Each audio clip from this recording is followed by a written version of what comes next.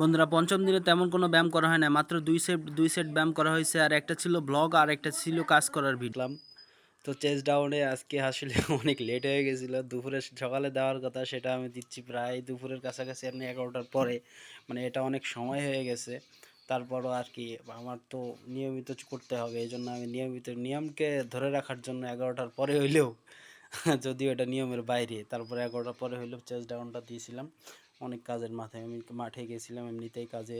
তো কাজের ফাঁকেই মনে করেন মাঠের ভিতরে রাস্তা আছে, রাস্তার পাশে সেখানে চেস্ট ডাউন দিতেছিলাম। মোটামুটি আজকে ভালো চেস্ট ডাউন দিছি। এক সেটে প্রায় 15টা দিয়ে দিছি এবং দ্বিতীয় সেটে আরও বেশ কিছু। এইভাবে আমি 4টা সেট করছি আজকে। তো 4টা সেটে মোটামুটি আমার বেশ কষ্ট হয়েছে। তারপরও হচ্ছে যে সেটগুলো ভালো হয়েছে অন্য দলের তুলনায়। আজকে হচ্ছে লোকেশনটা ভালো, তো এই লোকেশনে এমন লোকেশনে এমনিতেই মনে করেন ব্যায়াম করতে ভালো লাগে। যদিও এখানে কেউ ছিল না, যেটা আসলে আরও ভালো লাগছে।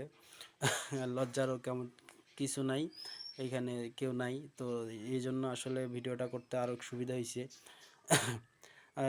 দ্বিতীয় সেটে মোটামুটি 30-এর কাছাকাছি চলে গেছি, তৃতীয় সেটে 30 আপ হয়ে গেছে। তারপর চতুর্থ সেট দিছি। দর্শক আজকে হচ্ছে কি ব্যায়াম করতে হলে থেমে থাকলে হবে না, মানে কোনোভাবেই যেন ব্রেক না হয়ে যায়। যদি আপনি ব্রেক দিয়ে দেন তাহলে আপনি যে শরীর যতটুক করছেন ব্যায়াম, ততটুকু আপনি ব্যায়াম হারাবেন। মানে 4-5 দিন যা করছি আমি, ওটা আমি হারিয়ে ফেলবো, কারণ এর আগে আমি অনেকবার ব্রেকডাউন দিয়ে দিছি। ব্রেকডাউন দেওয়ার পরে মনে করেন যে আমি আর কন্টিনিউ করতে পারি না, শরীর আবার আমার আগের মতো ফেপে গেছে। তো এটা করা যাবে না, কোনোভাবে ব্রেক দেওয়া যাবে না, মানে কন্টিনিউয়াসলি করেই যাইতে হবে কম বেশি। এই তো ঠট করে ফল ডাউন হয়ে গেছে, পড়ে গেছিলাম। যাই হোক, আজকে মোটামুটি 47 এবং অ্যাট লাস্ট 48, মাজা দলা হয় না। পঞ্চম দিনের 14তম ধাপে হাঁটাহাঁটি শুরু করছিলাম। সকালবেলায় হাঁটতে হাঁটতে মাঠের দিকে রওনা হয়েছিলাম। তো বাড়ি থেকে বের হওয়ার সময় অনেকের সাথে দেখা। তো অনেকে বিষয়টাকে অনেকে ওয়ার্ড হিসাবে নিচ্ছে, অনেকে বিষয়টাকে একটু কেমন জানি চিন্তা করতেছে।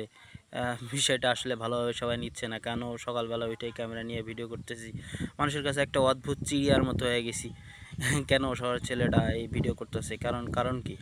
এর কারণ কি অনেকে জানতে চাইছে। আমার এক ভাই জানতে চাইছে যে তুমি কেন ভিডিও করতেছো হঠাৎ করেই, কেন তোমার এই ভিডিওর ভূত মাথায় চাপলো, আর তুমি নিজে নিজে এইসব কাজ করো আর ফেসবুকে কেন দিচ্ছ? কারণ কি?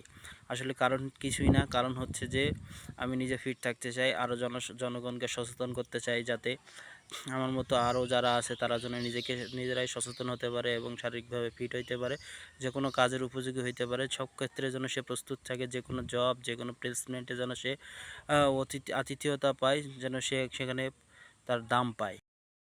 বন্ধুরা 3 দিন ব্যায়াম করে শরীরে অসুরের মতো শক্তি চলে আসছে। আজকে আমি 30 মিনিটের কাজ 3 মিনিটে করে থাকবো, দেখতে থাকুন ভিডিওটি। বন্ধুরা আমার কাজে ডিস্টার্ব করতেছে, দেখেন এই যে হঠাৎ করে এই গরু চলে আসতেছে বারবার। এই কিরে তুই চাস কি? হ্যাঁ, হাট হাট যাই যাই যাই যাই। দেখেন দর্শক, এই শালা আবার আমার ডিস্টার্ব করতে আসছে। এটা কি দেবো একটু, এরে আমার কাছে একটা লাঠিও আছে। ওই ওই আসলে বলটা 2বার আসার একটু কাহিনীও আছে। আসলে আমি খুঁটি হিসাবে পড়ছি জিবলির কষা, তো জিবলির কষায় কিছু পাতা ছিল, ওই পাতাগুলো খাওয়ার জন্যই বারবার এই বলদটা আমার এখানে আসতেছে। তা আমি খুঁটি কাটছি আমি সীমানার জন্য, এখন খুঁটি যদি ও খাইয়া ফেলায় তাহলে আমি সীমানা নির্ধারণ করবো কেমনে? ডান, ক্লিয়ার।